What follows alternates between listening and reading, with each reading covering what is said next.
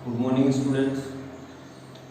Start करते हैं unit number 2 में विद्युत फ्लक्स।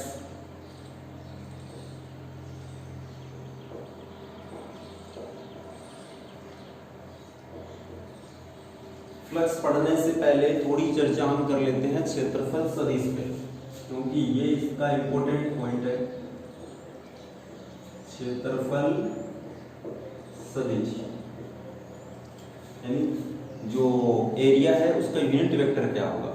क्षेत्रफल सदिश का मतलब जो क्षेत्रफल आपने लिया है उसकी डायरेक्शन किस ओर होगी, क्योंकि क्षेत्रफल एक सदिश राशि है तो डायरेक्शन इंपोर्टेंस है। तो डायरेक्शन का इंपोर्टेंस होने के कारण हम इसकी डायरेक्शन किस प्रकार से लेंगे वो चेक करते हैं। तो दो प्रकार की सरफेस होती है। एक तो होती है आपकी ओपन सरफेस, ठीक है, एक होती है क्लोज सरफेस। क्लोज सरफेस और एक होती है ओपन सरफेस।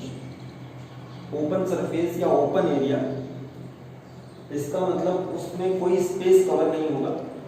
जैसे ये देखिए, इसमें कोई स्पेस कवर नहीं किया है, ये आपका ओपन सरफेस है। ओपन सरफेस जैसे वर्ग है, आयत है, त्रिभुज है,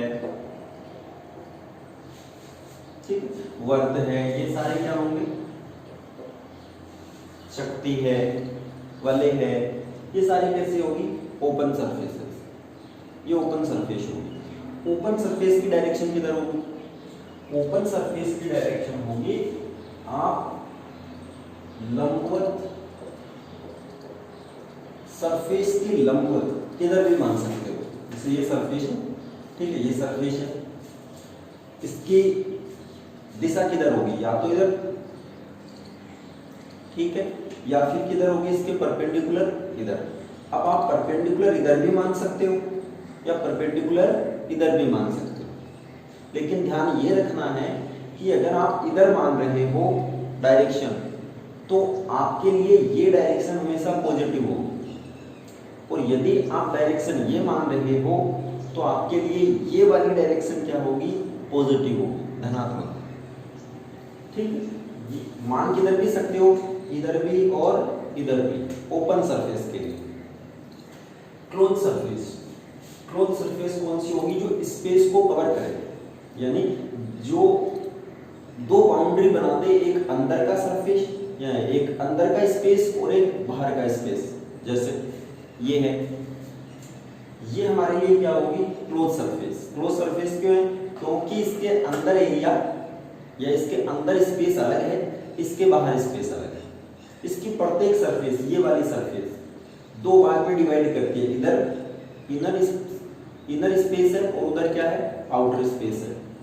तो ये वाला जो है वो आपके लिए क्या होगा, क्लोज सरफेस।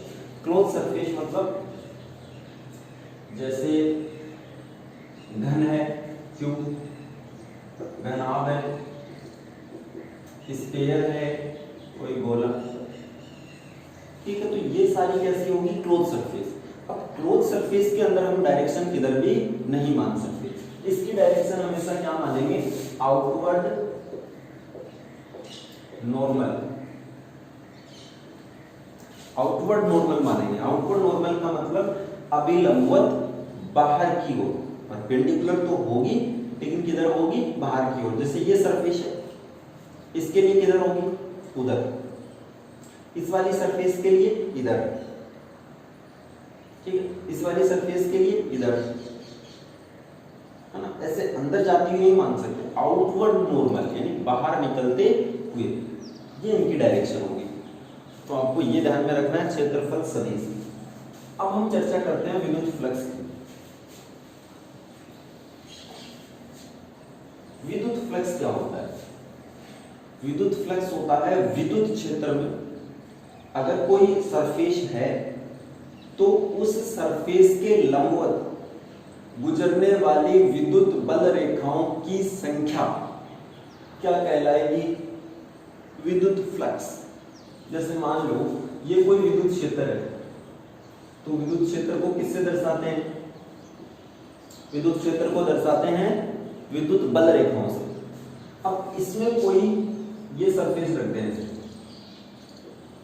इस प्रकार से, ये कोई सरफेस रख दिया ऐसे, तो इस सरफेस को क्रॉस करने वाली जो विद्युत बल रेखाओं की संख्या है उसे हम बोलेंगे विद्युत फ्लक्स। क्या बोलेंगे उसे? विद्युत फ्लक्स। इससे गुजरने वाली विद्युत बल रेखाओं की संख्या। तो अगर आपसे कोई परिभाषा पूछे तो हम लिखेंगे विद्युत क्षेत्र में स्थित किसी क्षेत्रफल से अभिलंबवत गुजरने वाली बल रेखाओं की संख्या, बल रेखाओं की संख्या, इसे ही हम क्या बोलेंगे? विद्युत फ्लक्स। और इसे फाई से लिखते हैं। इसे किससे लिखते हैं? फाई से।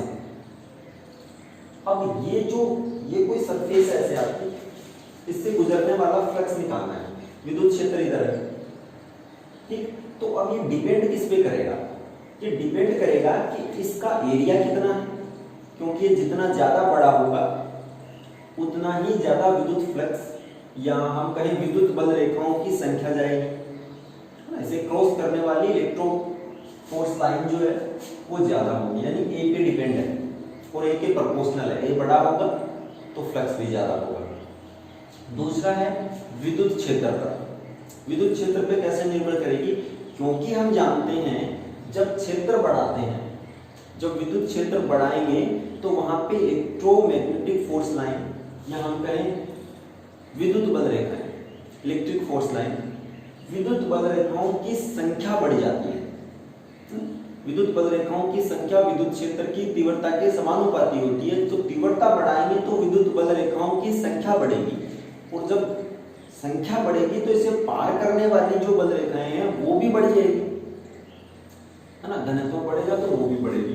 तो फाई जो है वो ई पे डिपेंड करता है और ए पर डिपेंड करता है।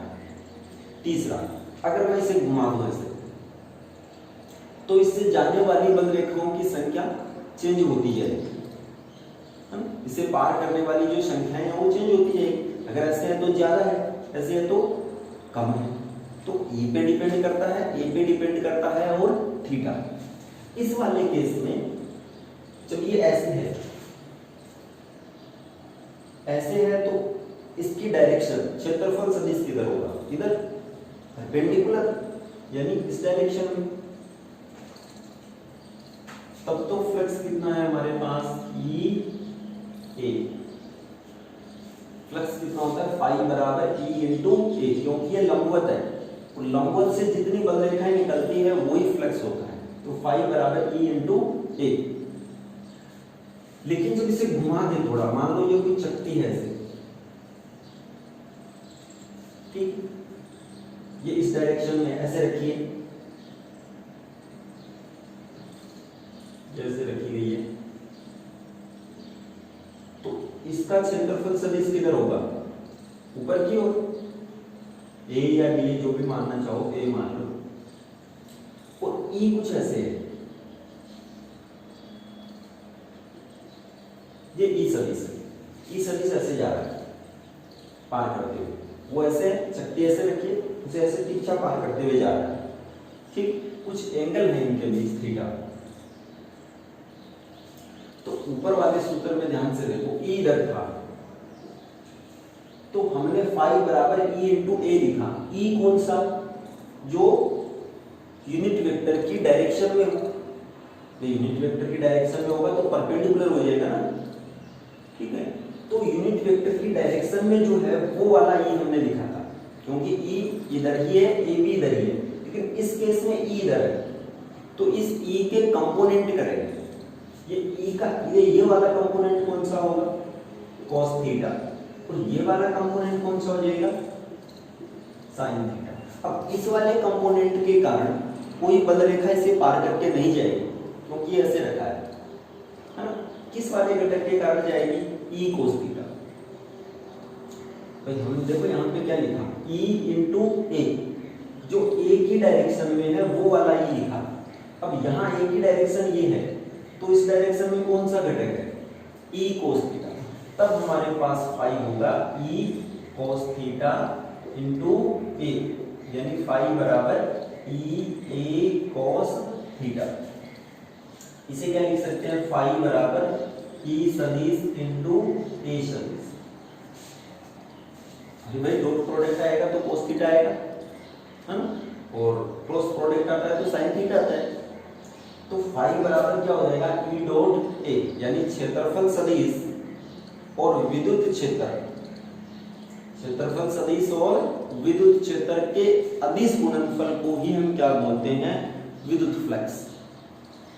तो हमारे पास सूत्र के तौर पे एक सूत्र आ गया, फ्लक्स के सूत्र के लिए फाई बराबर e a cos थीटा। इस वाला सूत्र कब लगाएंगे, जब e और a के बीच में कोई एंगल बन रहा हो, जैसे इसमें बन रहा है, e इधर है, a इधर है। a हमेशा सरफेस के क्या लेंगे, परपेंडिकुलर, जैसे सरफेस ऐसे है तो इधर, सरफेस ऐसे है तो इधर।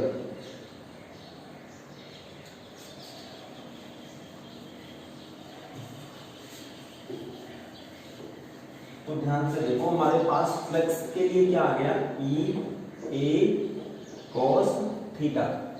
अच्छा, तो भाई इसका मात्रक क्या होगा, अगर इसका मात्रक लिखना चाहे तो क्या होगा,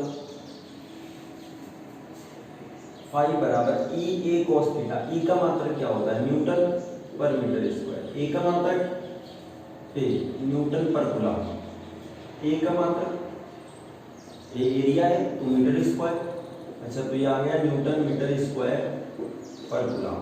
या e का मात्रक क्या होता है, वोल्ट पर मीटर भी होता है, इंटू मीटर स्क्वायर, तो दूसरा क्या जाएगा, वोल्ट इंटू मीटर। अच्छा, विमा क्या होगी, विमा क्या होगी,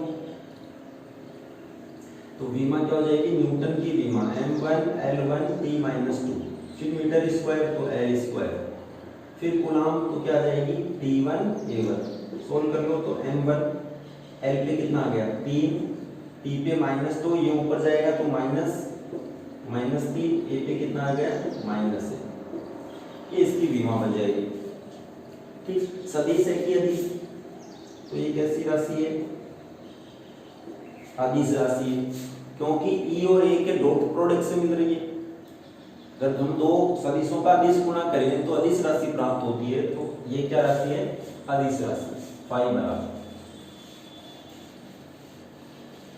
क्योंकि हमारे पास है फाई बराबर e a cos थीटा।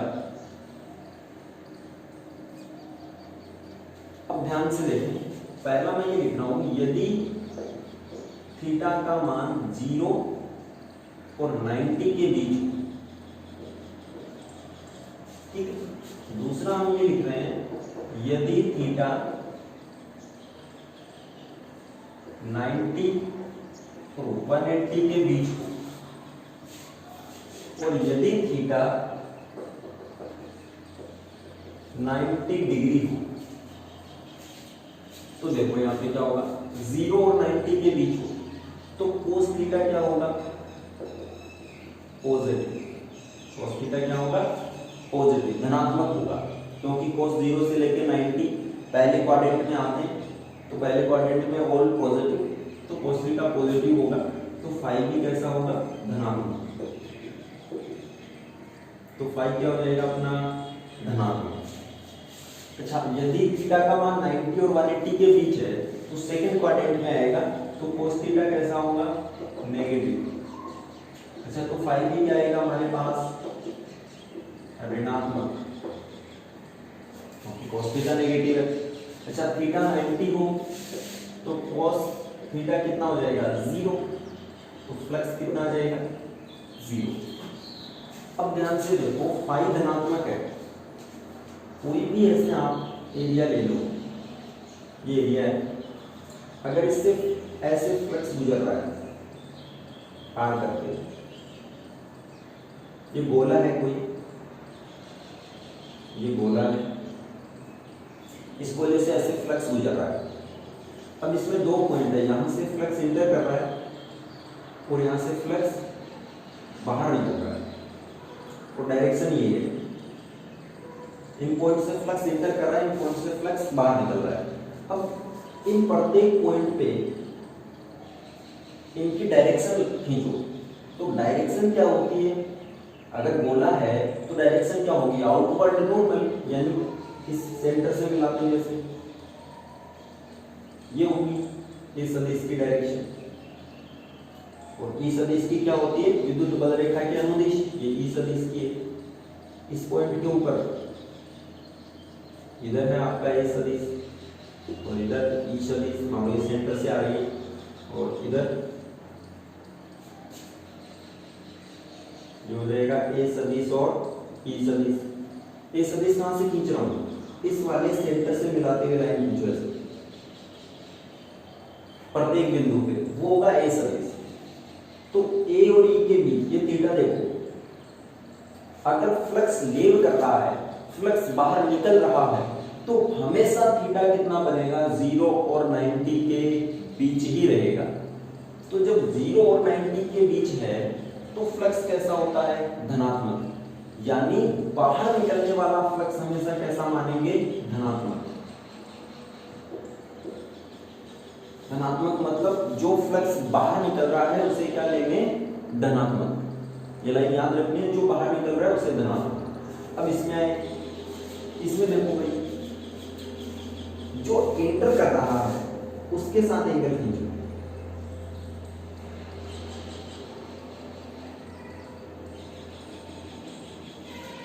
ये वाला एंगल कितना डिग्री भाई, ये तो देखो दोनों एंगल मिल रही है ऐसे। अगर इन दोनों के बीच एंगल खींचे तो इसे आगे लेकर जाएंगे, क्योंकि जहां एंगल बन रहा है वहां पे दोनों वेक्टर के टेल मिलते हैं कुछ, तो ये वाला एंगल यहाँ पर ये देखो, इसे आगे बढ़ा दो तो ये वाला एंगल, ये हमेशा 90 से ज्यादा रहेगा। 90 से ज्यादा रहेगा, जो प्रवेश कर रहा है उसमें हमेशा 90 से ज्यादा रहेगा, और 180 से कम रहेगा तो फ्लक्स कैसा होगा, ऋणात्मक। ऋणात्मक का मतलब प्रवेश करने वाला। आपको ये ध्यान में नहीं रखना, आपको ये ध्यान रखना है कि प्रवेश करने वाला फ्लक्स ऋणात्मक होगा, बाहर निकलने वाला फ्लक्स धनात्मक होगा। और इसका तो कहना ही क्या, शून्य है ये तो, ना बाहर निकल रहा है ना अंदर आ रहा, टोटल फ्लक्स 0 है। तो ये हो गया हमारे पास फ्लक्स, ठीक। अच्छा, फ्लक्स पाई बराबर कितना होगा, ई ए कॉस थीटा। अच्छा, इसमें अगर ई चेंज हो, क्या हो, ई वेरिएबल हो, अगर विद्युत क्षेत्र वेरिएबल हो तो हम इसे ऐसे लिखेंगे, फाई बराबर समाकलन ई ए कॉस थीटा डी ए, यहाँ डी ए आ जाएगा क्योंकि हमने छोटे छोटे टुकड़े कर दिए। अगर ई वेरिएबल कर रहा है तो हम जो सरफेस है जिससे फ्लक्स निकालना चाह रहे हैं उसके छोटे छोटे टुकड़े कर लेते हैं। टुकड़े करने के बाद फ्लक्स पाई आ जाएगा हमारे पास E D A cos theta, ठीक। ये भी ध्यान में रखना है आपको, पाई बराबर ई डी ए कॉस थीटा। ये विद्युत फ्लक्स है, तो ये विद्युत फ्लक्स पूरा हुआ। इसके बाद गाउस नियम पढ़ेंगे। अच्छा, एक एग्जांपल जरूर है इनके बीच में। एग्जांपल ये है कि कोई बले है, ये बले है ऐसे, और एक गोला है इधर, बहुत दूर है, काफी दूर है, ये भी चार्ज है,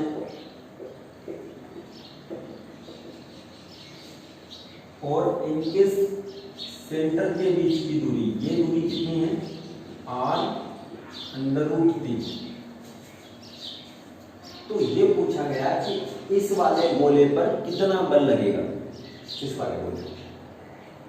तो हम k q और q2/r² वो तो लगा नहीं सकते, ये कितना है q और ये कितना है q, k q और q2/r² नहीं लगा सकते क्योंकि इससे ये वाली दूरी अलग अलग होगी। सतत आवेश वितरण है तो वो वाला सूत्र में नहीं लगाना। हम क्या लगाएंगे, F बराबर QE, दोनों पे चार्ज सेम है, ये दिया गया, दोनों की जो त्रिज्या है वो r है, दोनों गोले की और वलय की। अब इस गोले पर लगने वाला बल निकालना है।